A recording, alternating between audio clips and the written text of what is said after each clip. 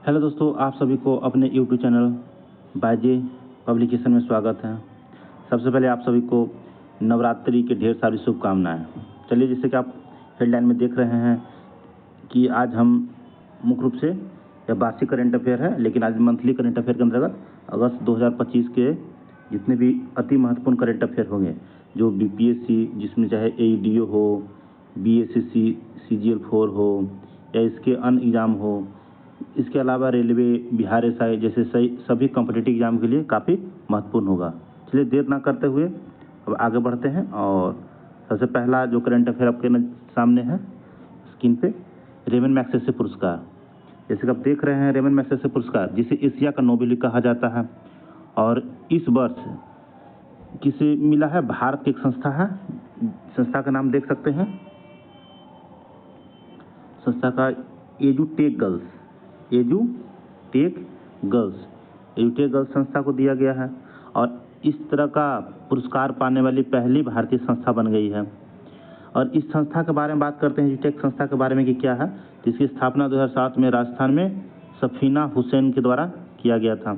यदि इस संस्था के कार्य के बारे में बात करते हैं, कार्य क्या है, तो यह संस्था मुख्य रूप से दूर दराज के गाँव में स्कूल न जाने वाली लड़कियों को शिक्षा के माध्यम से सांस्कृतिक रूढ़िवादिता को दूर करने में मदद करती है एवं उसे उस शिक्षा और रोजगार प्रदान करने में क्या है, योग्य बनाने की काम करती है। समझ गए? और अन्य जो विजेता के बारे में बात करते हैं, तो इसमें मुख्य रूप से क्या रहेगा अन्य विजेता में, तो देख सकते हैं शाहीना अली जो मालदीव की है, समुद्री पर्यावरण के लेकर कार्य की है, उसको समुद्री पर्यावरण जो रक्षा के लिए दिया गया है। अगला है फेलेवियानो एंटोनियो एल विलानुएवा जो फिलीपींस के रहने वाले हैं। इन्होंने गरीबी की सेवा यानी गरीबों की सेवा के लेकर जो काम किए हैं, उसी के लिए उनको क्या गया है, रेमन मैग्सेसे पुरस्कार दिया गया है। यदि रेमन मैग्सेसे पुरस्कार के बारे में बात करें तो इसकी शुरुआत कब हुई थी? 1958 में हुआ था। प्रदानकर्ता कौन थे? तो रेमन मैग्सेसे पुरस्कार फाउंडेशन द्वारा, और इसे मुख्य रूप से एशिया का नोबेल भी कहा जाता है। चलिए, नेक्स्ट क्वेश्चन देते हैं, मिशन होप। मिशन होप के बारे में बात करते हैं, तो यह क्या है? तो सबसे पहले भारतीय अंतरिक्ष अनुसंधान संगठन इसरो ने Himalayan outpost for planetary exploration की मिशन शुरुआत की है, जो लद्दाख के त्सोक-कार घाटी में 1 से 10 अगस्त 2025 तक चलेगा।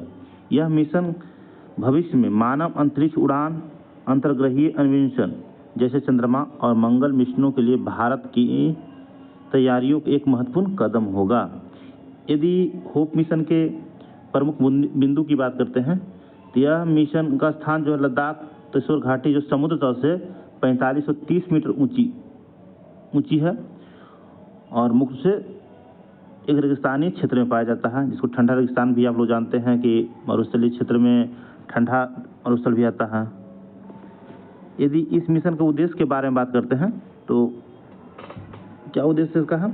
यह मिशन भविष्य में मानव अंतरिक्ष उड़ान और अंतर्ग्रहीय अन्वेषण के लिए भारत की तैयारियां या मूल्यांकन के लिए एनलॉक सिमुलेशन के कार्य करेगा।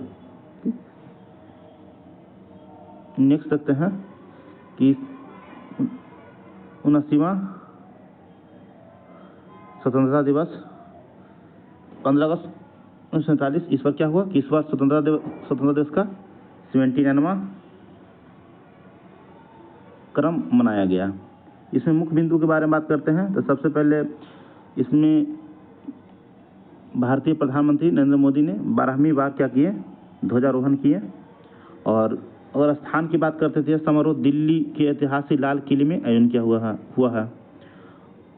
समारोह की गतिविधियां अगर मुख्य रूप से देखें तो क्या क्वेश्चन बनेगा, तो सबसे अच्छा क्वेश्चन इसमें बन रहा है कि प्रधानमंत्री लाल किले के प्राचीर से ध्वज फहराया और यह राष्ट्र को संबोधित किया।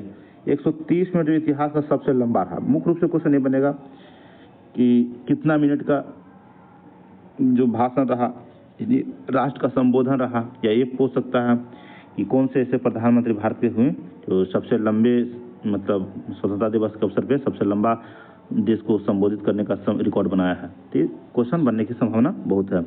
यदि इस वर्ष का विषय की बात करते हैं, तो विषय क्या है? इस वर्ष का स्वतंत्रता दिवस का विषय नया भारत। ठीक, क्या है? नया भारत। जो 2047 तक विकसित भारत के लक्ष्य को दर्शाता है। यदि उद्देश्य की बात करते हैं तो उद्देश्य क्या है? यह आयोजन एक समृद्ध, सुरक्षित और सशक्त नए भारत के निर्माण के लिए ऊंचाई प्रदान करना है।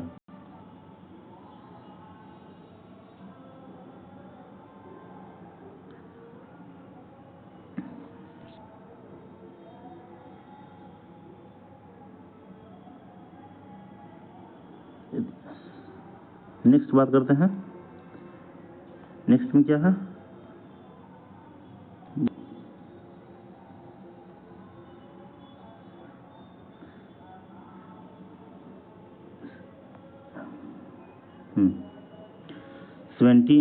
स्वतंत्रता दिवस के अवसर पर ही राष्ट्रपति द्रौपदी मुर्मू जी ने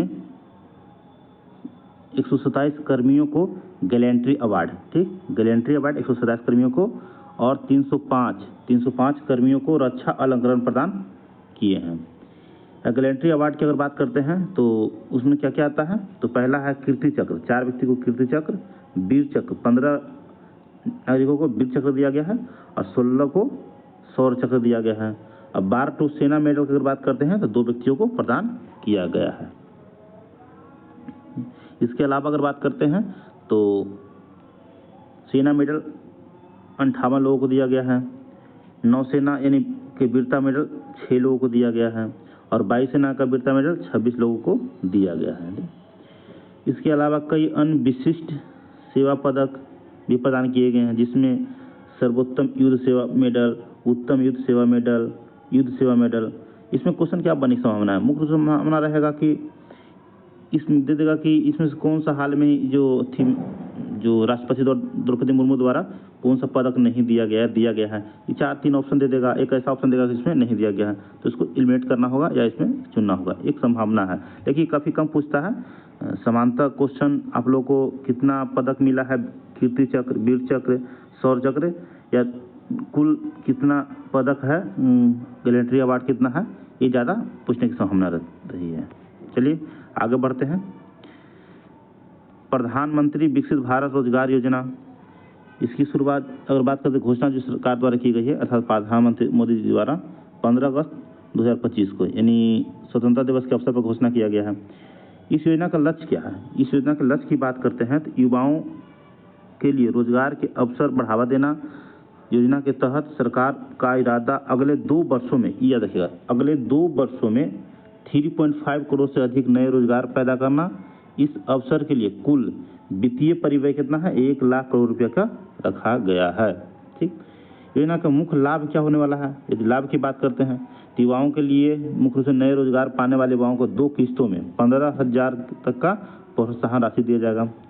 यदि नियोक्ताओं के लिए बात करते क्या उसका लाभ मिलने वाला है, तो नए रोजगार के अवसर पैदा करने वाले नियोक्ताओं के प्रति नए कर्मचारी, ठीक, 3,000 प्रति माह तक का प्रोत्साहन राशि दिया जाएगा। इसके अलावा बात करते हैं तो यह योजना स्वतंत्र भारत से समृद्ध भारत के बीच एक सेतु बनाने की दिशा में एक महत्वपूर्ण कदम रहेगा। यानी कहने का तात्पर्य हुआ कि यह योजना का उद्देश्य है कि स्वतंत्र भारत से समृद्ध भारत की ओर सेतु के रूप में काम करेगा, जिसका मुख्य उद्देश्य रहा बड़े पैमाने पर रोजगार सृजन करना और राष्ट्र की प्रगति को गति देना। चलिए नेक्स्ट आगे बढ़ते हैं। आदि कर्मयोगी अभियान। चलिए, केंद्रीय जनजातीय कार्य मंत्रालय ने हाल में ही देखिएगा आदि कर्मयोगी अभियान शुरू की है। इस पहल का मुख्य उद्देश्य है जमीनी स्तर पर जनजातीय जो समुदायों को सशक्त बनाना और उसके बीच नेतृत्व प्रदान करना है। यानी कहने का मतलब है कि जनजातीय के क्षेत्र में जो योजनाएं हैं उसके बारे में उनको जागरूकता पैदा करना, उनको सशक्त करना, यह आदि कर्म मिशन योगी अभियान का उद्देश्य रहा है। और मंत्रालय की बात करते हैं तो जनजातीय कार्य मंत्रालय ही होगा। यदि इसके उद्देश्य विजन की बात करते हैं इस योजना के, यानी आदि कर्मयोगी अभियान का विजन या उद्देश्य, आदि कर्म अभियान के लक्ष्य जनजातीय क्षेत्र में उत्तरदायी, पारदर्शी और जवाबदेही शासन स्थापित करना है। इसका उद्देश्य बॉटम अप दृष्टिकोण अपनाया गया है। ठीक, बॉटम अप, ये याद रखिएगा, ये पूछ सकता है बॉटम अप दृष्टिकोण अपनाया गया है। साथ ही स्थानीय समुदायों की भागीदारी सुनिश्चित करना है ताकि उसके ज़रूरतों के अनुसार रोजगार बनाया जा सके। यह अभियान अग्र सक्रिय शिकायत निवारण प्रणाली और फीडबैक तंत्र संस्थागत रूप देने पर भी जोर देता है, जिससे सेवा की गुणवत्ता और पहुंच बेहतर हो सके।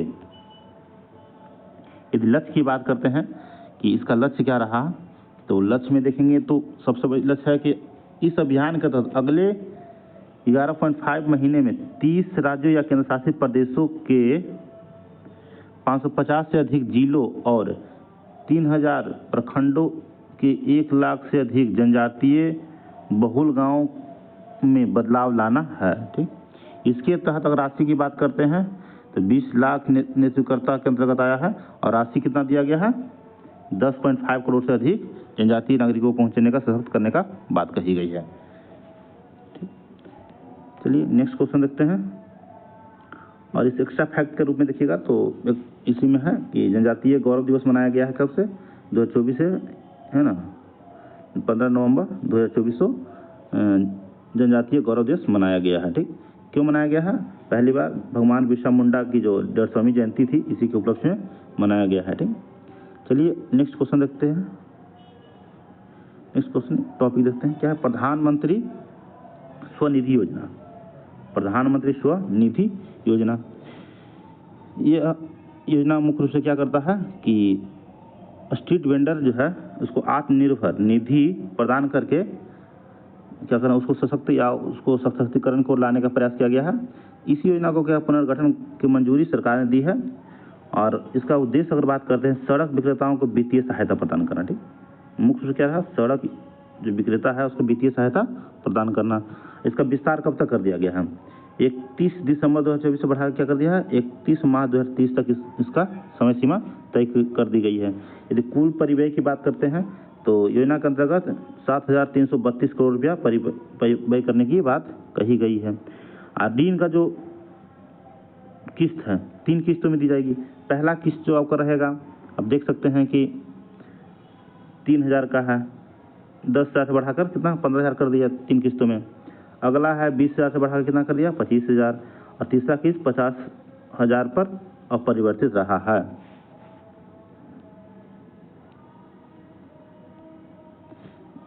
अगला हम टॉपिक देखते हैं, ऊर्जा दक्षता सूचकांक। ऊर्जा दक्षता सूचकांक यह जारी कौन किए हैं हाल में ही? श्री आकाश त्रिपाठी जो अपर सचिव रहे विद्युत मंत्रालय और महानिदेशक बीईई के, इसके द्वारा जारी किया गया है। उद्देश्य क्या इसका था? उद्देश्य की अगर बात करते हैं तो वित्तीय वर्ष 23-24 के लिए 36 राज्यों और केंद्रशासित प्रदेशों को ऊर्जा दक्षता का प्रदर्शन में क्या स्थिति रहा उसका आकलन करना था। यदि बात करते हैं कि इस रिपोर्ट के अनुसार टॉप पे कौन है, तो टॉप पे अगर देखा जाए तो महाराष्ट्र टॉप पे है। ठीक, महाराष्ट्र और समूह 2 में, फर्स्ट समूह में महाराष्ट्र टॉप पर है और सेकंड समूह अगर बात करते हैं तो आंध्र प्रदेश टॉप पर है।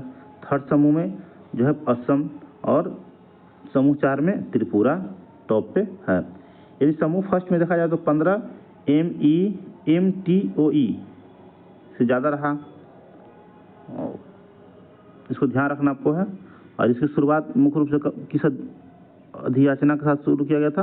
24 राज्यों ने ऊर्जा संरक्षण भवन संहिता 2017 को अधिसूचित किया गया था। अगला है नारी 2025 योजना। इसके बारे में बात करते हैं, महिलाओं को सशक्तिकरण करने के लिए उसके दिशा में विभिन्न तरह कार्य करने के लिए एक नई योजना लाया गया है। किसके द्वारा लाया गया है? राष्ट्रीय महिला आयोग द्वारा हाल ही में जारी की गई राष्ट्रीय वार्षिक रिपोर्ट एवं सूचकांक 2025 नारी 2025 में महिलाओं को सुरक्षा पर आधारित एक महत्वपूर्ण रिपोर्ट है। यह रिपोर्ट 31 शहरों में 12,770 महिलाओं के सर्वेक्षण पर आधारित है। सीधा पूछेगा कि नारी योजना किससे संबंधित है या किसने जारी की है, तो जारी करने का बात है तो सीधे राष्ट्रीय महिला आयोग है। रिपोर्ट में किस बात पे चर्चा किया गया है? महिलाओं को सशक्तिकरण या उसके बारे में जो महिलाओं की क्या स्थिति अपडेट रहा है सुरक्षा को लेकर, उसके बारे में रिपोर्ट जारी किया गया है।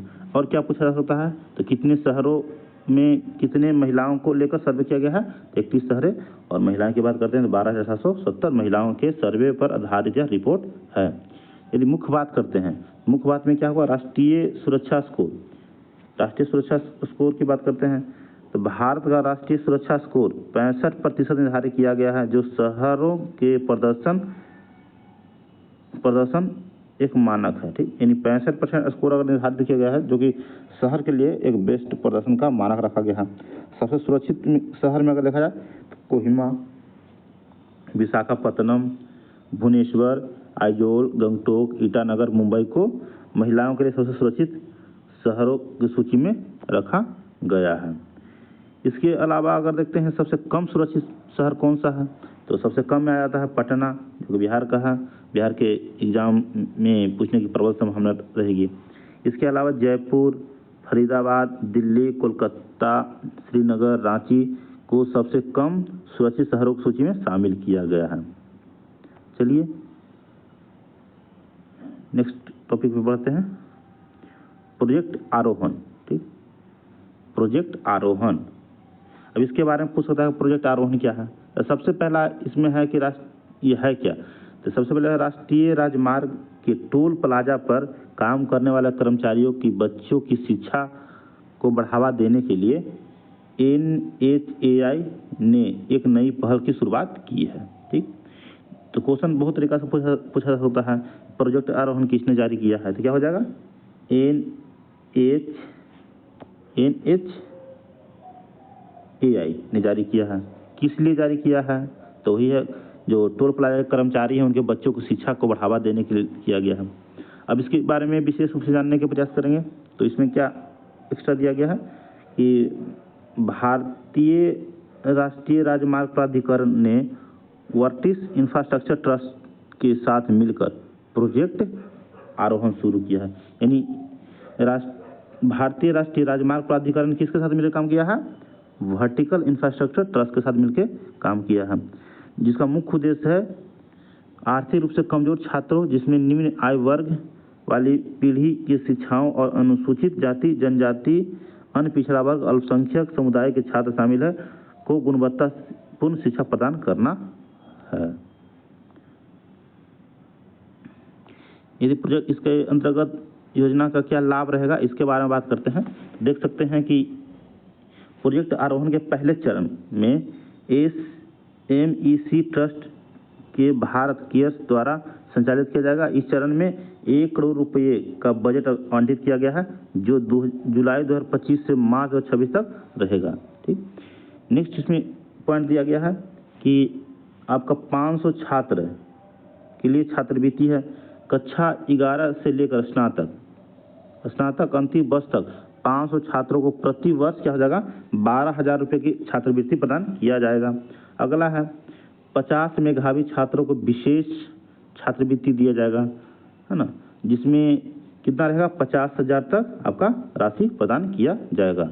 यह मुख्य रूप से इसका मतलब लाभ था, जो देने का प्रयास इसमें सरकार कर रही है, ताकि शिक्षा ज़्यादा से ज़्यादा क्या हो, भारत में वृद्धि हो सके और रोजगार पर शिक्षा का ज़्यादा विकास हो सके। चलिए अगला बात करते हैं। अगला टॉपिक हम लोग का है 68वें राष्ट्रमंडल संसदीय सम्मेलन। यह कब होने वाला है? ये अक्टूबर में होगा। ठीक, 5 से 12 अक्टूबर को ब्रिज टाउन बारबाडोस में होगा। ठीक, और भारत की तरफ से जो भाग लेने के लिए जानने वाले हैं अभी कौन रहेंगे? लोकसभा अध्यक्ष ओम बिरला होंगे। ठीक, और इसका विषय के बारे में बात करते हैं तो विषय राष्ट्रमंडल एक वैश्विक साझेदार, इसका विषय रखा गया है। चलिए आगे देखते हैं।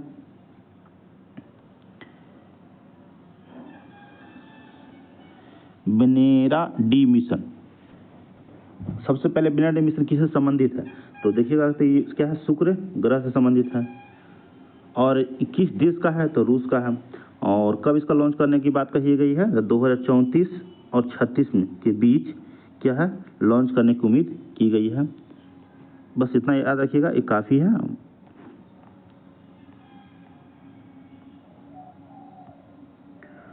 हाल में ही बहुत चर्चित मुद्दा रहा है, आप लोग भी देखे होंगे कि आवारा कुत्तों पर सुप्रीम कोर्ट का जो निर्णय रहा था, उस पर जो डॉग लवर्स ने काफ़ी विवाद किए, काफ़ी कैंडल मार्च होने के बाद बहुत सा उसमें सुधार करने की प्रयास सरकार द्वारा की है। उसी के बारे में सरकार ने क्या पहल दिया था, देख सकते हैं कि अनुच्छेद 142 के हवाला देते हुए सुप्रीम कोर्ट ने और अनुच्छेद 32 का आधार पे क्या किए थे कि दिल्ली एनसीआर के आवारा कुत्तों के हमले और रेबीज से होने वाले मौतों को बढ़ती घटनाओं पर स्वतः संज्ञान लिया था। और इसके आधार पे क्या है, अगस्त 2025 में अदालत ने दिल्ली एनसीआर में सभी आवारा कुत्तों को सड़कों से हटाने और उसे सुरक्षित डॉग शेल्टर में रखने की आदेश दिया था। ठीक, इसकी नागरिक सुरक्षा का प्राथमिकता को ध्यान में रखते हुए दिया गया था। बाधा डालने पर कार्रवाई करने का आदेश भी दिया गया। अब बाद में संशोधित कर निर्देशित फिर किया गया। सुप्रीम कोर्ट ने अपने शुरुआती आदेश को में कुछ संशोधन किए ताकि फंड की कमी होने को पूरा किया जा सके और इस समस्या को प्रभावी समाधान हो सके।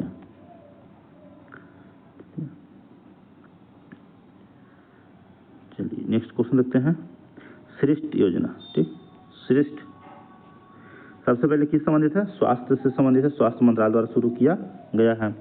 इसका उद्देश्य है जो मुख्य रूप से किस पे बात करती है, श्रेष्ठ नामक एक राष्ट्रीय पहल शुरू की गई है। यह अपनी तरह का पहला ऐसा सूचकांक है जिसका उद्देश्य राज्यों की दवा नियामक प्रणाली को पारदर्शी और डेटा संचालित तरीके से मजबूत और मानवीकृत करना है। मुख्य रूप से इसका उद्देश्य रहा पूरे देश में दवाओं को सुरक्षा, गुणवत्ता और प्रभावकारिता रूप से सुनिश्चित करना है। यह रिपोर्ट मुख्य रूप से विभिन्न राज्य में 27 सूचकांक और केंद्र शासित और राज्य प्रदेश में 23 सूचकांक पर आधारित है। इसको याद रखिएगा। नेक्स्ट इसका टॉपिक देखते हैं। इंडियन सोलर अलायंस का जो है मोल्डोवा 107वां सदस्य बना है ना। अंतर्राष्ट्रीय सौर गठबंधन का 107वां सदस्य कौन बन गया है, मोल्डोवा बन गया है। यह वैश्विक पहल है जो सौर ऊर्जा को बढ़ावा देने के लिए बनाई गई है। यदि हम इंडियन सोलर अलायंस की बात करते हैं, ISA की बात करते हैं, तो इसकी स्थापना 2015 में भारत और फ्रांस ने पेरिस में हुए COP21 सम्मेलन के दौरान की गई थी। इसका मुख्यालय क्या है, भारत के गुरुग्राम में इसका मुख्यालय है। चलिए हम नेक्स्ट बात करते हैं। अपना घर पहल। हाल में ही पेट्रोलियम और प्राकृतिक गैस मंत्रालय ने क्या किया है, अपना घर पहल शुरू किया है। इसका उद्घाटनकर्ता कौन थे, श्री गोपी द्वारा किया गया है, जो कि पेट्रोलियम और प्राकृतिक गैस मंत्रालय के संबंधित है। इसमें मुख्य रूप से प्रधान क्या किया गया है कि ट्रक चालकों को सुरक्षित और कल्याण को बढ़ावा देना है। इसका उपलब्धि की बात करते हैं अपना घर अभियान का, तो 1 जुलाई 2025 तक देश भर में 368 अपना घर स्थापित किए गए। क्षमता की बात करते हैं तो कुल 4611 बिस्तर अन्य सुविधाएं दी गई है। इसके अलावे शयनगृह, रेस्तरां, ढाबा, स्वखाना, पकाने का क्षेत्र, स्वच्छ शौचालय और स्नान क्षेत्र, शुद्ध पेयजल पर भी ध्यान देने की और कार्य करने की प्रदान की गई है। नेक्स्ट टॉपिक देखते हैं, RE100। यह क्या है, तो यह एक वैश्विक पहल है जिसका नेतृत्व क्लाइमेट ग्रुप द्वारा किया गया है। इसका उद्देश्य जो है कंपनियों को अपने परिचालन के लिए 100% नवीकरणीय ऊर्जा का उपयोग करने के लिए प्रेरित करना है।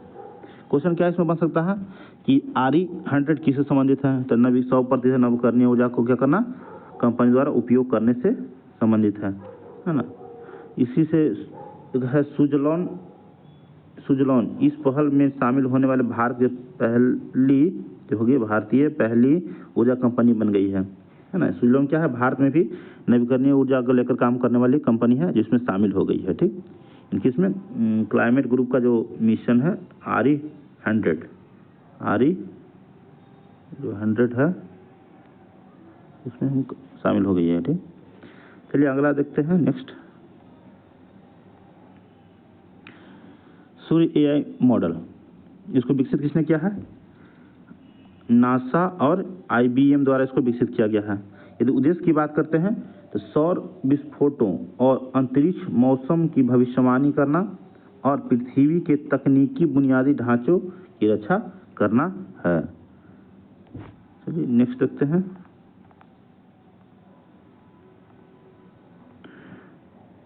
पहला राष्ट्रीय बायो फाउंड्री नेटवर्क, ठीक, बायो E3 नीति की वर्षगांठ के उपलक्ष्य पर जश्न मनाया गया है। इस दौरान युवाओं के लिए BOE3 चैलेंज और देश में के पहले राष्ट्रीय बायो फाउंड्री नेटवर्क का अनावरण किया गया है। इसका मुख्य उद्देश्य है जैव अर्थव्यवस्था को बढ़ावा देना, और हाल में ही विज्ञान और प्रौद्योगिकी मंत्री जितेंद्र सिंह के अनुसार भारत के जैव अर्थव्यवस्था 2014 में केवल 10 अरब डॉलर थी, जो 2024 में बढ़कर कितना हो गया? 165.7 अरब डॉलर हो गई है। इसका लक्ष्य और क्या रखा गया है कि 2030 तक 300 अरब डॉलर तक पहुंचाने का लक्ष्य रखा गया है। चलिए नेक्स्ट देखते हैं। भारत का सबसे बड़ा एकीकृत ऊर्जा पारिस्थितिकी तंत्र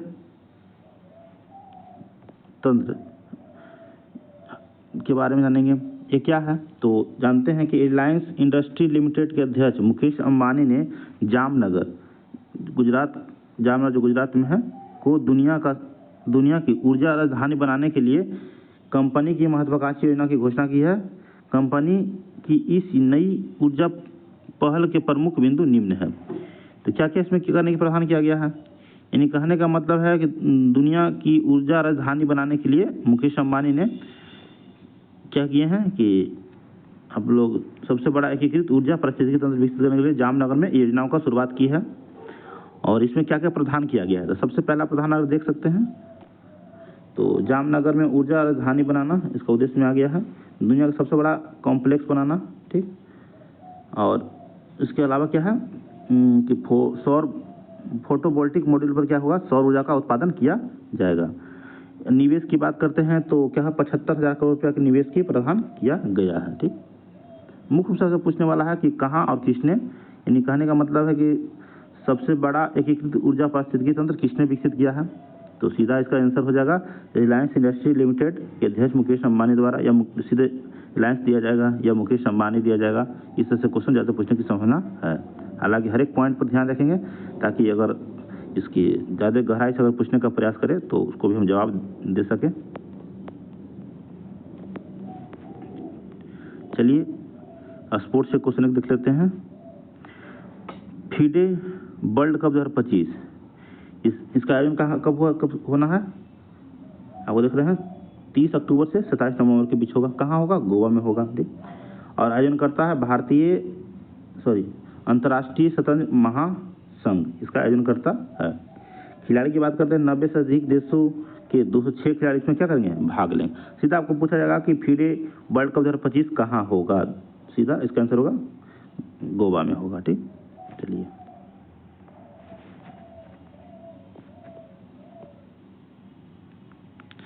कुछ एक्स्ट्रा फैक्ट की बात करते हैं तो डी गुकेश हुए सबसे कम उम्र के विश्व शतरंज चैंपियन बने हैं। चीन के लिंग ड्रेन को हराए थे, जो दिसंबर 2024 का बात है। दिसंबर 2024 के में ही इसको हराए थे। और सबसे युवा जो है, यानी कहने का मतलब सबसे कम उम्र के शतरंज चैंपियनशिप खिताब जीते थे। इसके अलावा है भारतीय टीम 2024 में शतरंज ओलंपियाड का विजेता रहा। उसके बाद दिव्या देशमुख 2025 फीडे महिला वर्ल्ड कप की विजेता रही और हराई थी रमेश वैशाली बाबू को, जो महिला ही प्रत्याशी थी, जो भारत की ही थी, उनको हरा कर जीती थी, ठीक। चलिए अगला देखते हैं, खेल से ही है।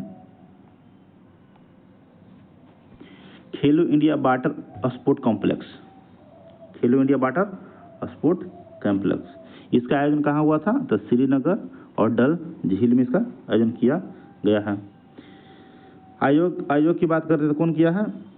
भारतीय खेल प्राधिकरण और जम्मू कश्मीर खेल परिषद के सहयोग से इसका आयोजन किया गया है। शुभंकर की बात करते हैं, शुभंकर क्या है? हिमालयन किंगफिशर है जो जलीय जीवन का प्रतीक है। और इसमें कुछ कुछ जो मुख्य से जो खेल है, इवेंट है, क्या क्या रहेगा, कयाइंग, कैनोइंग, रोइंग आदि से खेल को बढ़ावा देने के लिए खेलो इंडिया वाटर स्पोर्ट फेस्टिवल 2025 का आयोजन किया जा रहा है।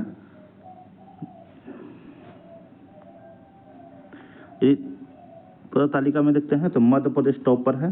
यदि पदक तालिका की बात करते हैं तो क्या है, मध्य प्रदेश 18 पदक के साथ टॉप पर है, ठीक, और पहला स्थान हासिल किया है।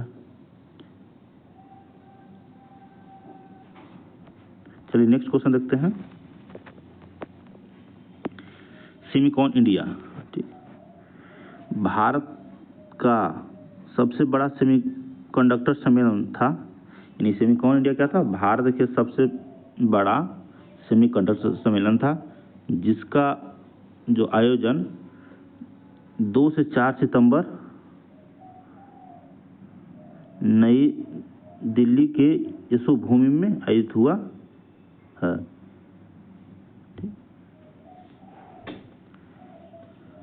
अब नेक्स्ट बात करते हैं, इसका उद्घाटनकर्ता कौन थे, प्रधानमंत्री मोदी रहेंगे। और इसमें विशेष फोकस किस पे रखा गया, सेमीकंडक्टर को बढ़ावा देने पे क्या केंद्रित रहा है। यदि इसमें सम्मेलन में 28 देशों के प्रतिनिधि ने क्या किया, भाग लिया। इसके अलावा बात करते हैं तो इसका आयोजन है भारत सेमीकंडक्टर मिशन, इलेक्ट्रॉनिक और सूचना प्रौद्योगिकी मंत्रालय और सेमी ने मिलकर किया है, ठीक। नेक्स्ट टॉपिक देखते हैं, साइंस एंड टेक से टॉपिक है अग्नि 5 मिसाइल, ठीक। सबसे पहला है कि इसकी शुरुआत टेस्टिंग का हुआ था, 20 अगस्त को हुआ था।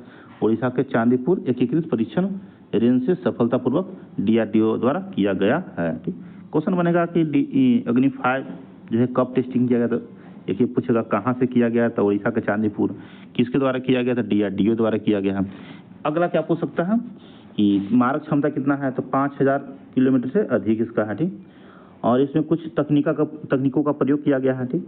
जैसे MIRV एक तकनीक है, यह एक ही मिसाइल में कई जो लक्ष्य है एक साथ टारगेट कर सकता है। यानी एक साथ में क्या है, कई लक्ष्य एक साथ टारगेट किया जा सकता है, ठीक। दूसरा IRBM, इसका मतलब है इंटरमीडिएट रेंज बैलिस्टिक मिसाइल, ठीक। ये हो गया। लॉन्चर क्या है, सड़क गतिशील है, रोड मोबाइल के माध्यम से भी क्या हुआ, इसको लॉन्च किया जा सकता है। इसका पेलोड बात करते हैं, परमाणु और पारंपरिक हथियार ले जाने में क्या है, सक्षम है ना। अब इस तरह के बाद देखिएगा, भारत, चीन, एशिया और यूरोप के कुछ हिस्सों में क्या है, इसका मार्ग क्षमता पहुंचने का संभावना है। चलिए बात करते हैं,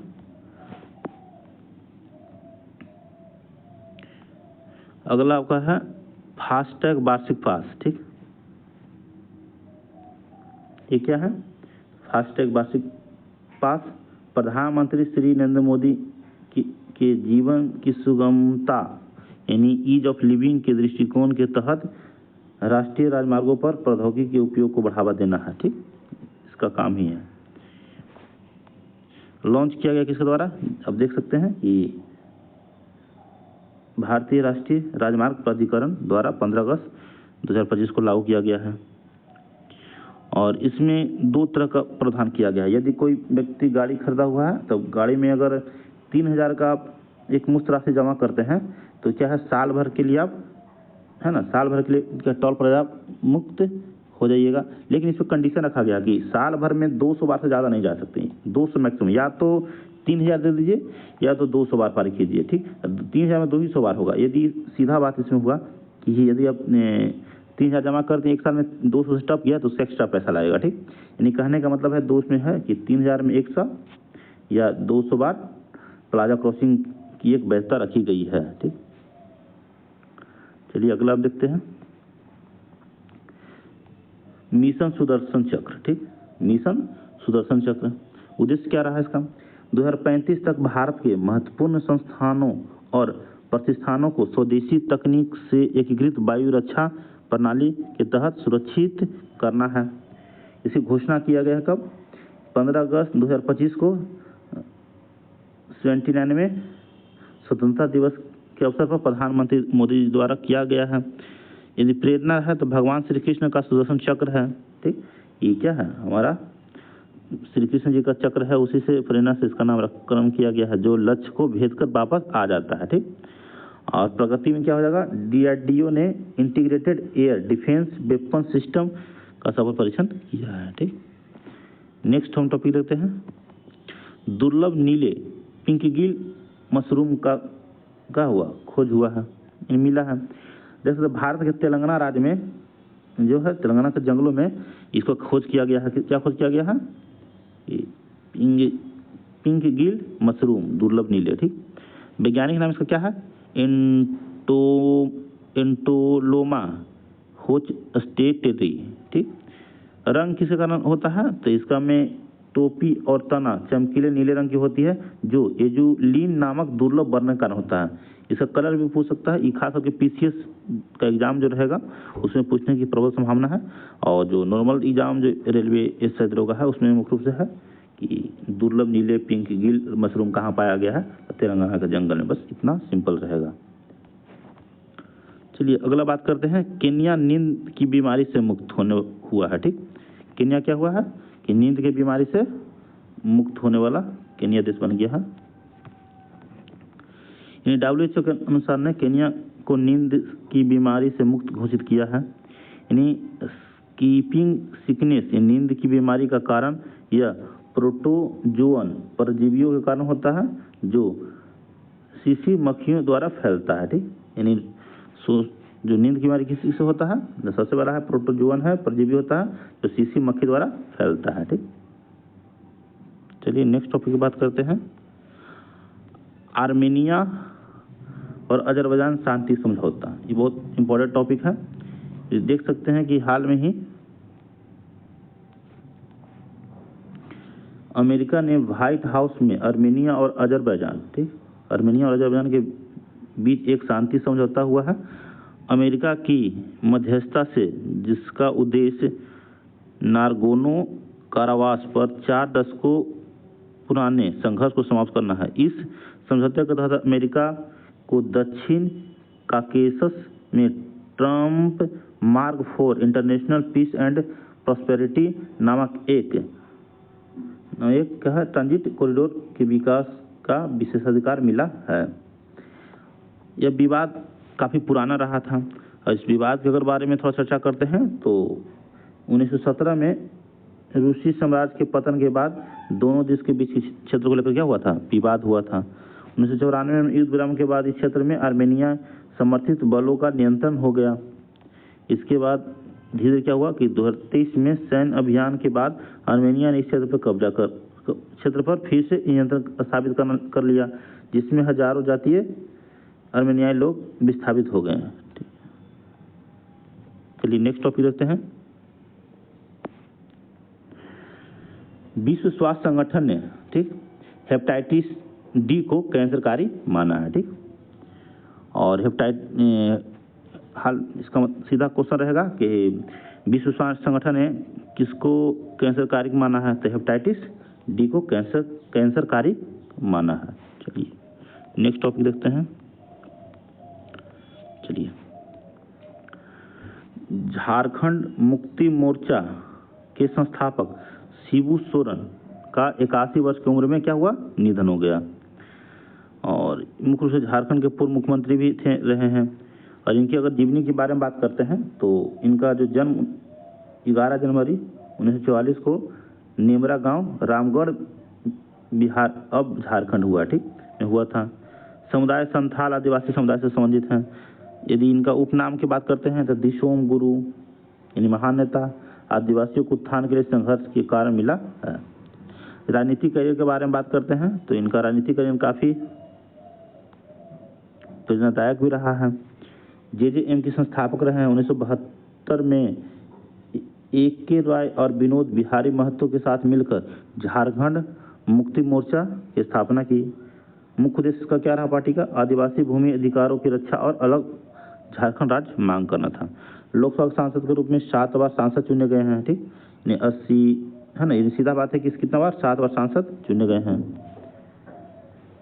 इसके अलावा देखिएगा 2 बार क्या है, राष्ट्रपति जो है से चुने गए हैं, 2002 में और 2020 में। इसके अलावा क्या है कि इन्होंने झारखंड के मुख्यमंत्री के तौर पर 3 बार कार्यकाल संभाले हैं। कब कब? 5 2008 से 9 9 19 से 20, लेकिन कोई भी कार्यकाल पूरा नहीं कर पाए। इसके अलावा केंद्रीय मंत्री के रूप में भी कार्यकाल संभाले हैं। मनमोहन सिंह के कार्यकाल में क्या है, कोयला मंत्री के पद पर रहे थे। ठीक, चलिए इन मुख्य रूप से आपका सीधे याद रखना है कि शिबू सोरेन जो है 81 वर्ष की उम्र में इनका निधन हो गया और झारखंड मुक्ति मोर्चा के जो क्या थे संस्थापक थे और वहाँ के 3 बार झारखंड के 3 बार मुख्यमंत्री रहे हैं। ये मुख्य रूप से ज़्यादा पूछने की संभावना नहीं रहेगा। चलिए नेक्स्ट टॉपिक देखते हैं, उपराष्ट्रपति के चुनाव। ठीक, चलिए उपराष्ट्रपति बन गए हैं, यानी कहने का मतलब है कि 15वें क्रम के उपराष्ट्रपति बने हैं। कौन बने हैं? सीपी राधा कृष्णन। इससे पूर्व क्या थे? ये महाराष्ट्र के राज्यपाल थे। ठीक, और एनडीए की तरफ से यह क्या थे? प्रत्याशी थे।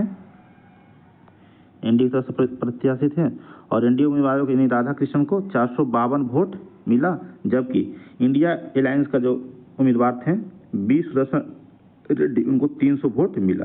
यानी ये भी क्वेश्चन पूछ सकता है कि जो सीपी राधाकृष्णन उपराष्ट्रपति के प्रतिद्वंदी यानी जो इनके खिलाफ जो उपराष्ट्रपति के चुनाव लड़ रहे थे कौन है?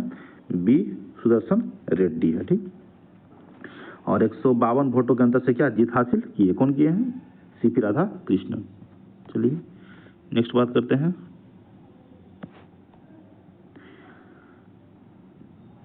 अगस्त 2025 में यानी 29 से 30 अगस्त के बीच में प्रधानमंत्री मोदी का जापान दौरा किया। उन्होंने 15वें भारत जापान वार्षिक शिखर सम्मेलन में भाग लिया। ठीक, 15वें भारत जापान वार्षिक शिखर सम्मेलन में भाग लिए। भारत और जापान के बीच में कई तरह का समझौता हुआ इस सम्मेलन में, यानी 15वें भारत आसियान वार्षिक शिखर सम्मेलन में भारत जापान के बीच में कुल 13 प्रमुख समझौते और घोषणाएं की गई है। इसमें कुछ निम्न ये है कि 10 ट्रिलियन येन का निवेश करने का लक्ष्य जापान ने अगले 10 वर्षों में, एक दशक में 10 ट्रिलियन डॉलर का क्या है निवेश करने की बात कही है।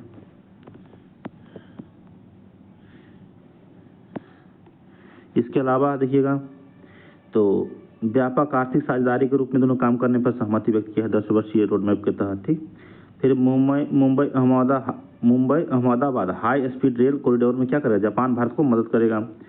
मेक इन इंडिया पहल जो है जापान इस पहल में तहत भारत में विनिर्माण और प्रौद्योगिकी हस्तांतरण को बढ़ावा देने के लिए क्या है सहमति दी है। अन्य बातें में बात करते हैं, पीएम मोदी ने जापानी प्रधानमंत्री चॉप स्टिक के साथ एक रेमन बॉल और उनकी पत्नी को पश्मीना शॉल दिया है। ठीक, यानी क्वेश्चन इंपॉर्टेंट रहेगा कि उपहार में क्या क्या दिए हैं। तो जापान के पीएम को क्या दिए हैं? चॉपस्टिक के साथ एक रेमन बॉल। ठीक, रेमन बॉल, और उनकी पत्नी को क्या दिया है? पश्मीना शॉल दिए हैं। ठीक,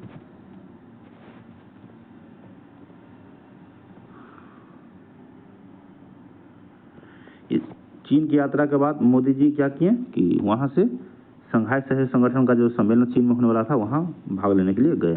ठीक, अगला टॉपिक है जो अभी बात ही कर रहे थे कि एससीओ शिखर सम्मेलन 2025, इसका आयोजन कहाँ हुआ था? चीन में हुआ।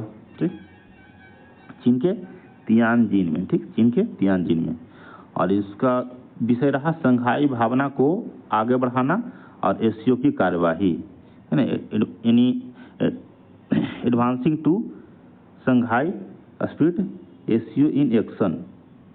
यह संगठन की कौन सी वर्षगांठ थी? 25वीं वर्षगांठ। ये भी क्वेश्चन हो सकता है कि 25वीं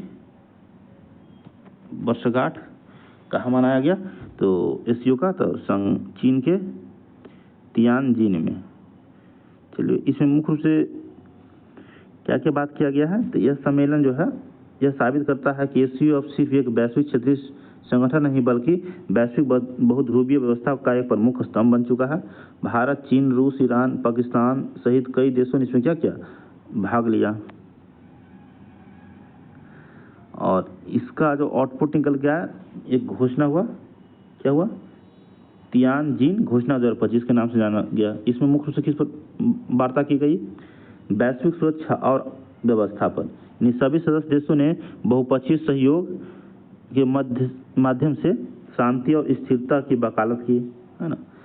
इसके अलावा उन्होंने अमेरिका और पश्चिमी देशों द्वारा लगाए गए एक तरफा प्रतिबंधों का कड़ा विरोध किया। आतंकवाद पर भी इस पे बात रखी गई। पहलगांव, जाफर एक्सप्रेस और खुजदार जैसे आतंकी हमलों का निंदा की गई। सदस्यों ने आतंकवाद को एक वैश्विक चुनौती मानते हुए सीमा पर आतंकवाद और वित्त पोषण को रोकने पर सहमति भी जताई है, जो कि भारत के लिए सबसे उपलब्धि में से एक बड़ा उपलब्धि माना जा सकता है। इसके अलावा आर्थिक सम्मेलन जो है एशियो का, उसमें आर्थिक सहयोग पर क्या बात कही गई है कि सम्मेलन में एशियो विकास बैंक की स्थापना का प्रस्ताव रखा गया है और डॉलर पर निर्भरता कम करने के लिए स्थानीय मुद्राओं में व्यापार को बढ़ावा पर चर्चा हुई है। ऊर्जा सुरक्षा और नवीकरणीय ऊर्जा सहयोग पर भी क्या है प्राथमिकता देने की बात कही गई है। यानी कुल मिलाकर कहा जाए तो आतंकवाद, जो हिंसा पर कम करना, आत्मनिर्भरता और पश्चिमी जो देशों का है उसका जो डॉलरकरण है उस पर कम निर्भरता होते हुए जो क्षेत्रीय मुद्रा है उस पर व्यापार करने की बातों पर क्या चर्चा की गई है। इसके अलावा क्षेत्रीय संकटों पर भी एशियो सम्मेलन में क्या कुछ बातें कही गई है। अफगानिस्तान समावेशी और प्रतिनिधिमूलक सरकार बनाने पर जोर दिया है। इसके अलावा देखिएगा गाजा संकट के बारे में चर्चा किया गया। इसमें 2 स्टेट सॉल्यूशन का समर्थन किया गया है। यूक्रेन संकट पे रूस का समर्थन करते हुए वार्ता के माध्यम से समाधान और आवश्यक पर बल दिया गया है। ठीक, यानी कुल मिलाकर एशियो शिखर सम्मेलन 2025 में इस तरह का जो प्रावधान है, यानी गाजा, यूक्रेन, अफगानिस्तान, आतंकवाद जैसे मुद्दाओं पर क्या किया गया, वार्ता किया गया है। और मुख्य रूप से घोषणा पत्र बना था उसको क्या कहते हैं, तियानजिन घोषणा 2025। ठीक है, यही पूछेगा कि जो एशियो शिखर सम्मेलन का जो बैठक कहाँ हुआ है, ये पूछने की संभावना है। उसका पूछे कौन सी घोषणा आया ये है, या ज़्यादा डीप पूछने की अगर संभावना हो तो इसमें क्या क्या किस पर चर्चा किया गया है या किस प्रावधान किया गया है। खास करके जो बीपीएससी के जो एग्ज़ाम होते हैं या किसी स्टेट विशेष का एग्ज़ाम, उसमें ज़्यादा पूछने की संभावना रहती है। चलिए चलते चलते कुछ टॉपिक बनाया गया है, आप लोग देखेंगे कि कुछ ऐसे भी करंट अफेयर्स हैं जो कि उतना इम्पोर्टेंट नहीं होते हैं लेकिन एग्जाम में दिख जाते हैं, तो उसको देखने का प्रयास करेंगे। चलते चलते सीरीज में दिल्ली में भारतीय अंतरिक्ष स्टेशन के मॉडल का इसरो ने किया उद्घाटन। एंटोनियो गुटेरेस ने गाजा के तत्काल युद्ध विराम की घोषणा। ठीक, पाकिस्तान की सुप्रीम कोर्ट ने पाकिस्तान के पूर्व प्रधानमंत्री इमरान खान को दी जमानत। ठीक, वियतनाम की राजधानी हनोई में भारत वियतनाम कोस्ट गार्ड की बैठक हुआ। फिर हो जाएगा विदेश मंत्री जयशंकर ने मॉस्को में भारत रूस अंतर सरकारी आयोजन सत्र का सदस्यता की। नेक्स्ट है भारत ने दिव्यांग लोगों के लिए गुयाना में कृत्रिम अंग कैंप का आयोजन किया है। क्वेश्चन पूछा कि हाल में भारत ने किस देश में कृत्रिम पैर के विकास के लिए एक कैंप आयोजन किया है, तो क्या हो जाएगा गुयाना। ठीक, नेक्स्ट है फ्रांस के राष्ट्रपति मैनुअल मैक्रो ने भारत फ्रांस स्ट्रेटेजिक पार्टनरशिप 2047 तक और मजबूत होगा पर बात की है। ठीक, इसके अलावा देखते हैं भारत सिंगापुर मंत्री स्तरीय गोलमेज सम्मेलन कहाँ हुआ, दिल्ली में हुआ। ठीक, यानी भारत और सिंगापुर के बीच में जो मंत्री स्तरीय सम्मेलन जो हुआ है गोलमेज, वो दिल्ली में हुआ है। फिर नेक्स्ट देखते हैं कि फिजी के प्रधानमंत्री सिटिवेनी राबुका भारत का 3 दिवसीय दौरे पर आए। ठीक, नेक्स्ट है भारत ने फिजी को लोबिया के 5 टन बीज सौंपे। यानी क्वेश्चन ऐसे बन सकता है कि हाल में भारत ने किस देश को लोबिया के 5 टन बीज दिए हैं, सीड्स। ठीक, तो क्या हो जाएगा, फिजी आपका आंसर हो जाएगा। ठीक, चलिए नेक्स्ट आते हैं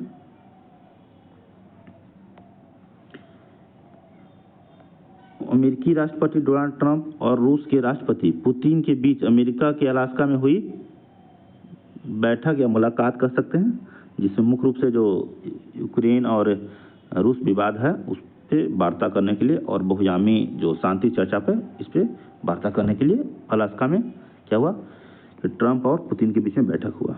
चलिए नेक्स्ट देखते हैं उत्तर प्रदेश राज्य में घुमंतु और विमुक्त जातियों के लिए एक विशेष बोर्ड की स्थापना किया है। यानी हाल में ही किस राज्य में घुमंतु और विमुक्त जातियों के लिए बोर्ड स्थापित किया है? तो इसका आंसर हो जाएगा उत्तर प्रदेश। चलिए नेक्स्ट देखते हैं।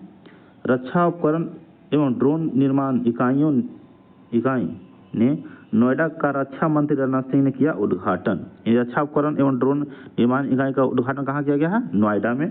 किसने किया? तो राजनाथ सिंह ने किया। नेक्स्ट क्वेश्चन देखते हैं। बिहार के राजगीर में आयोजित हॉकी एशिया कप में भारत ने फाइनल में किसको हराकर जीत गया है? चीन को हराकर पुनः भारत जीत गया है। यानी हीरो एशिया कप जो हो गया भारत जो राजगीर में हुआ है उसमें भारत विजेता रहा और चीन को हराया है। ठीक, चलिए नेक्स्ट देखते हैं। सस्टेनेबल पावर 1404 मिसाइल ईरान देश से संबंधित है। यानी पूछेगा ये सस्टेनेबल पावर 1404 मिसाइल किस देश से संबंधित है? क्या हो जाएगा? ईरान से संबंधित है। नेक्स्ट देखते हैं। एडीआर है ना, एडीआर रिपोर्ट के अनुसार आंध्र प्रदेश के मुख्यमंत्री चंद्रबाबू नायडू सबसे अमीर मुख्यमंत्री बने हैं। ठीक, यानी कहने का मतलब है कि एडीआर की रिपोर्ट के अनुसार सबसे अमीर मुख्यमंत्री चंद्रमोहन बाबू नायडू हैं। कॉमनवेल्थ वेटलिफ्टिंग चैंपियनशिप अहमदाबाद में हुआ आयोजन, मीराबाई चानू ने जीता स्वर्ण। ठीक, यानी कॉमनवेल्थ वेटलिफ्टिंग चैंपियनशिप अहमदाबाद में हुआ और मीराबाई चानू ने जीता गोल्ड। ठीक, नेक्स्ट देखते हैं। भारत थाईलैंड के बीच मैत्री सैन्य अभ्यास आयोजित हुआ। हाल में यानी अगस्त 2025 में भारत और थाईलैंड के बीच क्या हुआ कि मैत्री सैन्य अभ्यास आयोजन हुआ। देख सकते हैं। एडीआर की रिपोर्ट के अनुसार ही तेलंगाना के मुख्यमंत्री रेवंत रेड्डी पर सबसे अधिक आपराधिक मामले दर्ज हैं। ठीक, ये भी इंटरेस्टिंग पॉइंट रहा। ये जो एडीआर के अनुसार अमीर सबसे ज़्यादा कौन है? तो नायडू जी हैं। ठीक, चंद्रबाबू नायडू जो आंध्र प्रदेश के मुख्यमंत्री हैं, लेकिन सर्वाधिक अगर पूछ दे कि आपराधिक मामला किन पे दर्ज है तो तेलंगाना के सीएम हो जाएंगे। उनका नाम क्या है? रेवंत रेड्डी। ठीक, नेक्स्ट टॉपिक देखते हैं। असम की राजधानी गुवाहाटी में भारत का 22वां भारतीय प्रबंध संस्थान खुलेगा। यानी असम की राजधानी गुवाहाटी में भारत का 22वां भारतीय प्रबंध संस्थान खुलेगा।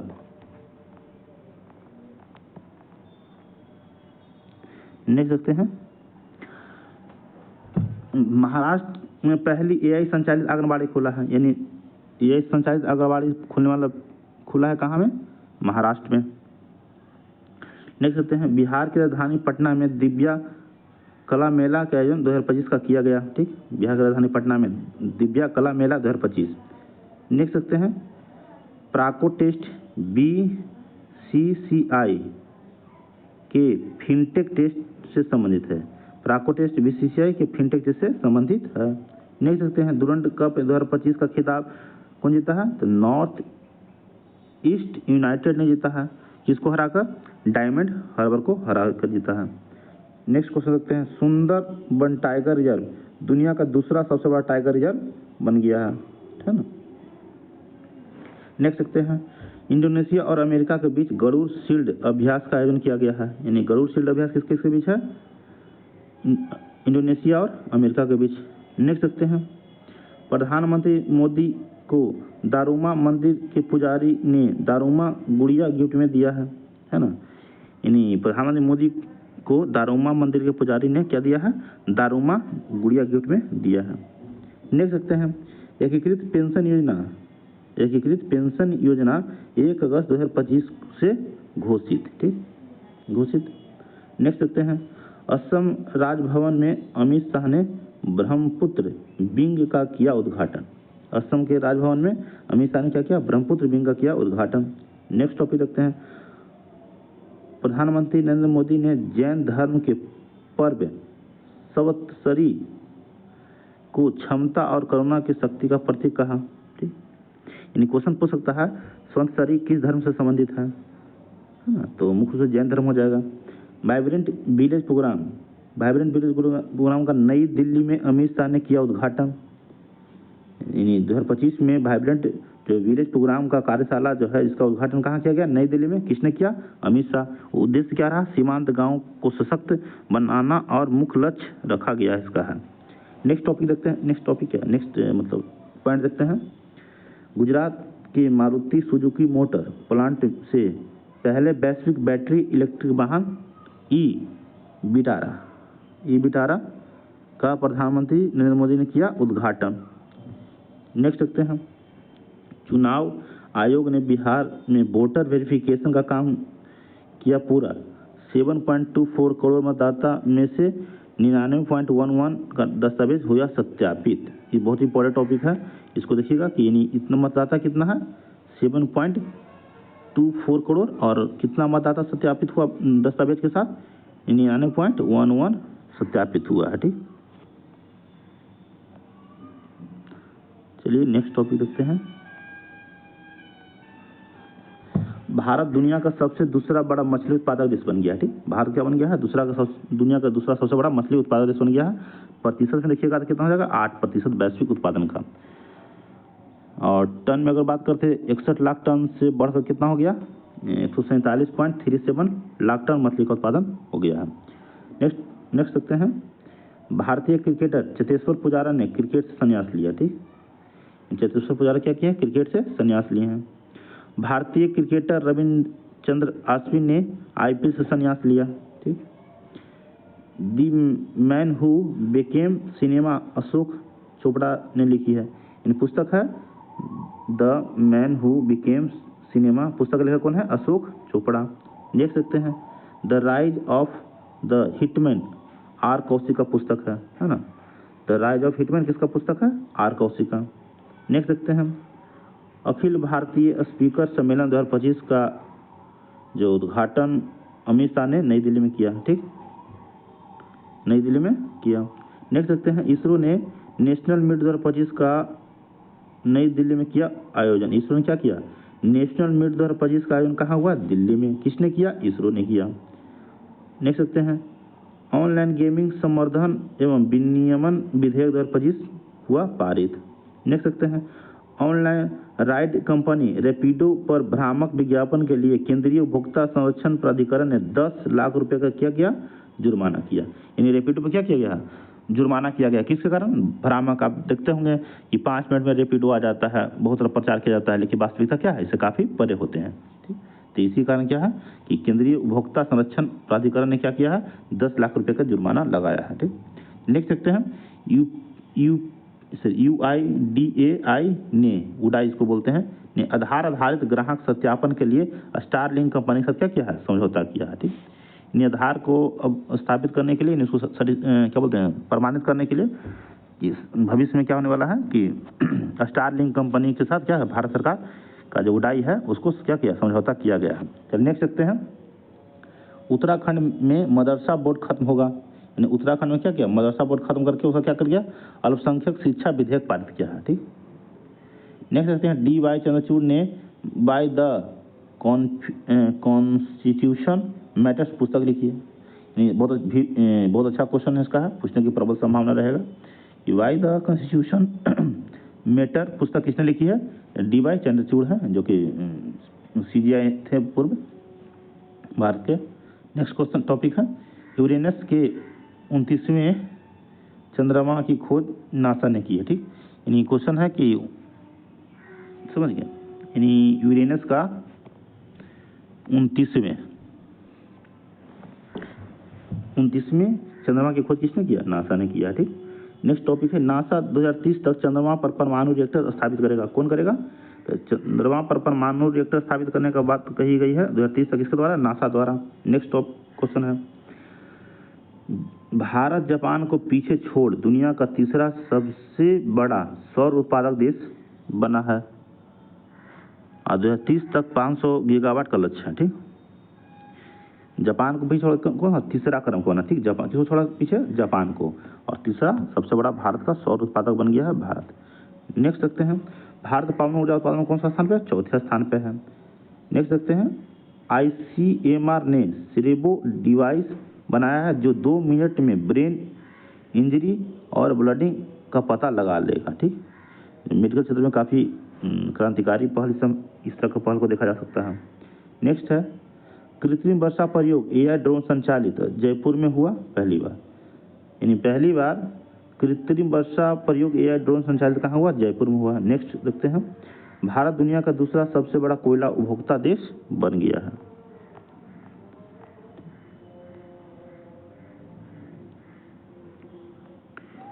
इसके बाद हम देखते हैं, देश की पहली जीरो वेस्ट प्लास्टिक फ्री तीर्थ कौन बना है? अमरनाथ बन गया है। ठीक। नेक्स्ट देखते हैं, भारत के राष्ट्रपति ने अमृत उद्यान में बाल वाटिका, अमृत वाटिका, अन्नपूर्णा वाटिका का किया उद्घाटन। नेक्स्ट देखते हैं, प्रधानमंत्री नरेंद्र मोदी ने हाई पावर डेमोग्राफिक मिशन का किया मतलब ऐलान स्वतंत्रता दिवस के अवसर पर। नेक्स्ट है, उड़ीसा राज्य सरकार ने आधिकारिक संचार में हरिजन शब्द का प्रयोग पर लगाया प्रतिबंध। ठीक, यानी अब क्वेश्चन पूछ सकता है कि हाल में किस राज्य ने हरिजन शब्द पर प्रतिबंध लगा दिया प्रयोग पर? तो उड़ीसा हो जाएगा। नेक्स्ट है, यूपीएससी 1 अक्टूबर को अपना 100वां जन्मदिन मनाया। यूपीएससी, हाँ यूपीएससी है। नेक्स्ट देखते हैं, दिल्ली विधानसभा पूरी तरह से सौर ऊर्जा संचालित होगा, है ना। दिल्ली विधानसभा पूरी तरह से सौर ऊर्जा संचालित होगा। ठीक है। नेक्स्ट देखते हैं, तेलंगाना की राजधानी हैदराबाद में animal stem cell biobank का उद्घाटन किया गया है। ठीक। नेक्स्ट देखते हैं, दुनिया का तीसरा सबसे बड़ा ऑटोमोबाइल उद्योग भारत बना। इन दुनिया का तीसरा सबसे बड़ा ऑटोमोबाइल उद्योग कहाँ है? भारत में है, इन थर्ड स्थान पे। नेक्स्ट देखते हैं, ऑपरेशन अलर्ट राजस्थान में बीएसएफ द्वारा शुरू किया गया है। ठीक। नेक्स्ट देखते हैं, अमेरिका ने बलूचिस्तान लिबरेशन आर्मी को आतंकवादी संगठन घोषित किया है। किसको किया है? बलूचिस्तान लिबरेशन आर्मी को आतंकवादी संगठन घोषित किया है, अमेरिका द्वारा किया गया है। नेक्स्ट देखते हैं, कर्नाटक की बीबी फातिमा को संयुक्त राष्ट्र का इक्वेटर पुरस्कार मिला है। यानी कर्नाटक एक महिला है बीबी फातिमा, उनको क्या दिया गया है? संयुक्त राष्ट्र का इक्वेटर पुरस्कार दिया गया है। चलिए नेक्स्ट देखते हैं, रोहित कृष्ण भारत के 89 क्रम के क्या हुए? शतरंज ग्रैंड मास्टर बन गए हैं। नेक्स्ट देखते हैं, रियल मैड्रिड दुनिया का सबसे कीमती फुटबॉल क्लब घोषित किया गया है। नेक्स्ट है, कार्लोस अल्कराज ने सिंसिनाटी ओपन टेनिस खिताब जीता है। ठीक।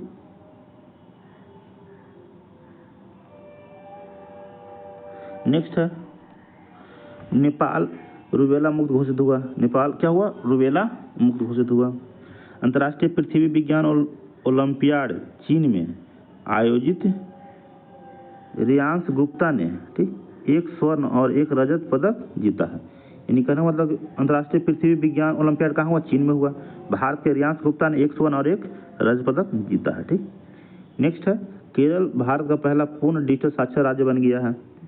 ICMR ने साइन पहल की शुरुआत। ठीक। नेक्स्ट है, राजस्थान मिलेट उत्पादन में सबसे आगे, महाराष्ट्र दूसरे स्थान पे और तीसरे स्थान पे कर्नाटक रहा। ठीक। नेक्स्ट है, बिहार के सीतामढ़ी में जानकी मंदिर का अमित शाह ने किया पुनरुद्घाटन। ठीक, पुनरुद्धार। ठीक, उद्धार। नेक्स्ट देखते हैं, 7 अगस्त को राष्ट्रीय हस्तकरघा दिवस के अवसर पर नई दिल्ली में राष्ट्रपति द्रौपदी मुर्मू ने संत कबीर हथकरघा पुरस्कार प्रदान किए। ठीक। नेक्स्ट देखते हैं, जो फरवरी 2025 में ही जो मणिपुर में राष्ट्रपति शासन लगा था उसको पुनः क्या कर दिया गया? 6 माह के लिए बढ़ा दिया गया है। ठीक। नेक्स्ट देखते हैं, भारत WHO और IRCH कार्यशाला की करेगी मेजबानी। ठीक। नेक्स्ट है, फिलीपींस के राष्ट्रपति R. मार्कोस जूनियर भारत की यात्रा पर आए हैं। नेक्स्ट है, unlocking A $200 billion opportunity electric vehicle in India report NITI Aayog द्वारा किया गया जारी। ठीक, ये काफी इंपॉर्टेंट क्वेश्चन है, नीति आयोग द्वारा जारी किया गया है। ठीक। नेक्स्ट है, नई दिल्ली में कर्तव्य भवन का प्रधानमंत्री मोदी ने किया उद्घाटन। हालांकि वीडियो लंबी होगी लेकिन हर एक पॉइंट को कवर करना भी काफ़ी ज़रूरी है, क्योंकि आजकल जितने भी एग्ज़ाम हो रहे हैं उसमें करंट का दायरा काफ़ी बढ़ता जा रहा है और कुछ ऐसे भी क्वेश्चन पूछ लिए जाते हैं जिसकी उम्मीद नहीं की जाती है। तो हम एक बार कम से कम उसका एक बार क्या सरसरी निगाहों से देखने का प्रयास करेंगे। चलिए फिर आगे बढ़ते हैं। नेक्स्ट क्या है, नई दिल्ली में कर्तव्य भवन का प्रधानमंत्री मोदी ने किया उद्घाटन। परीक्षा पर चर्चा 2025 को गिनीज वर्ल्ड ऑफ रिकॉर्ड से किया गया सम्मानित, क्योंकि क्या है इसमें चर्चा करने के लिए और सर्वाधिक क्या है रजिस्ट्रेशन कराया गया था। नेक्स्ट है 9 सितंबर को उपराष्ट्रपति का चुनाव आयोजित होगा। ठीक, हालांकि चुनाव हो चुका है। चलिए नेक्स्ट बात करते हैं। अफगानिस्तान दुनिया का सबसे ज़्यादा खाद्य और असुरक्षित देश घोषित हुआ है। नेक्स्ट है राजस्थान के जैसलमेर में 4500 वर्ष पुरानी हड़प्पा सभ्यता के अवशेष मिले हैं। नेक्स्ट देखते हैं असम के काजीरंगा नेशनल पार्क में भारत की पहली चारागाह जनगणना आयोजित हुई है। ठीक, नेक्स्ट है नितिन गडकरी ने लोकमान्य तिलक पुरस्कार जो प्राप्त की है, यानी नितिन गडकरी को लोकमान्य तिलक पुरस्कार मिला है। ठीक, नेक्स्ट देखते हैं चेन्नई में भारत की पहली हाइड्रोजन संचालित ट्रेन कोच का परीक्षण किया गया।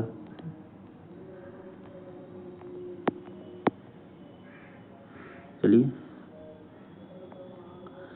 गुजरात में भारत का पहला मेकिंग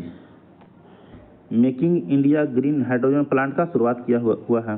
ठीक है, यानी भारत का पहला कहाँ हुआ, भारत का पहला making India green hydrogen plant कहाँ हुआ, गुजरात में। ठीक, नेक्स्ट देखते हैं तेलंगाना राज्य ने राज्यों में सबसे अधिक अंगदान पुरस्कार जीता है, यानी सबसे अधिक अंगदान पुरस्कार किसको दिया गया है, तेलंगाना को दिया गया है।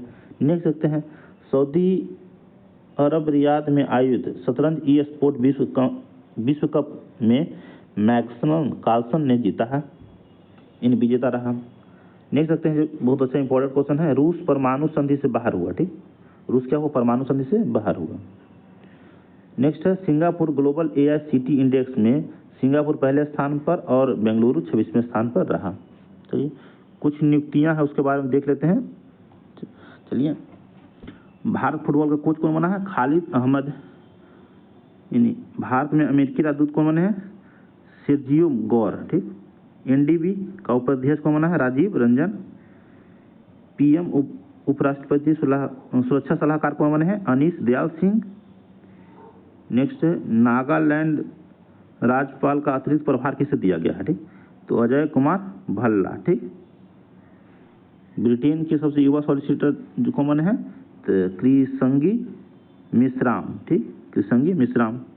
नेक्स्ट है बॉक्सिंग फेडरेशन ऑफ इंडिया के अध्यक्ष कौन बने हैं, अजय सिंह बने हैं, अजय सिंह।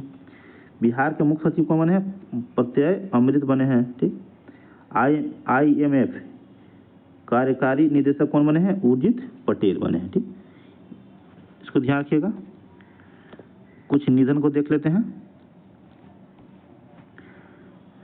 बिहार के पूर्व राज्यपाल और जम्मू कश्मीर के भी राज्यपाल रहे हैं सत्यपाल मल्लिक का हुआ निधन। ठीक, नागालैंड के पूर्व राज्यपाल का हुआ लागनेस का निधन। ठीक, लागनेसन का निधन हो गया है। ब्रिटिश भारतीय अर्थशास्त्री जो थे मेघनाथ देसाई का हुआ निधन। अच्युत पोटदार जो थे इनका निधन हुआ, किससे संबंधित है, अभिनेता थे, दक्षिण भारतीय अभिनेत्री है, इनका नाम है अल्लू कनक रत्नम, उनका हो गया निधन। नेक्स्ट है भारतीय उद्योगपति जो ब्रिटिश मुल्क थे, भारतीय ब्रिटिश मुल्क के नागरिक, यानी कह सकते हैं कि ब्रिटिश भारतीय उद्योगपति लॉर्ड स्वराजपाल का हुआ निधन। ठीक, अब थोड़ा महत्वपूर्ण दिवस देख लेते हैं। 6 अगस्त हिरोशिमा दिवस, 7 अगस्त भाला फेंक दिवस या हस्तकरघा दिवस भी कह सकते हैं। 7 अगस्त हस्तकरघा दिवस दिया हुआ है। 9 अगस्त को नागासाकी दिवस, 12 अगस्त अंतर्राष्ट्रीय युवा दिवस, 12 अगस्त के विश्व हाथी दिवस और 14 अगस्त को विभाजन विभीषिका दिवस, 19 अगस्त को विश्व मानवतावादी दिवस, 23 अगस्त को राष्ट्रीय अंतरिक्ष दिवस, ये जो चंद्रयान 3 जो लॉन्च किया गया था उसी को उपलक्ष्य में मनाया गया है, और 29 अगस्त को राष्ट्रीय खेल दिवस। ठीक, हम लोगों ने आज मुख्य रूप से जो अगस्त माह के 2025 का जो जितने भी महत्वपूर्ण करंट अफेयर थे उनके बारे में डिस्कशन किए हैं, और आप लोग का जो भी सुझाव रहेगा तो सुझाव कमेंट में लिख के भेजें, और चैनल को सब्सक्राइब करें, शेयर करें और ज़्यादा से ज़्यादा कमेंट करें। इसके अलावा यदि PDF अगर चाहते हैं, प्राप्त करना चाहते हैं, तो टेलीग्राम चैनल है बायजे पब्लिकेशन, जो इस चैनल यूट्यूब चैनल का भी नाम है और टेलीग्राम चैनल का भी नाम है, उसको सब्सक्राइब करें, उसमें टेलीग्राम डाल दिया गया है, वहाँ से भी पढ़ सकते हैं। और धन्यवाद।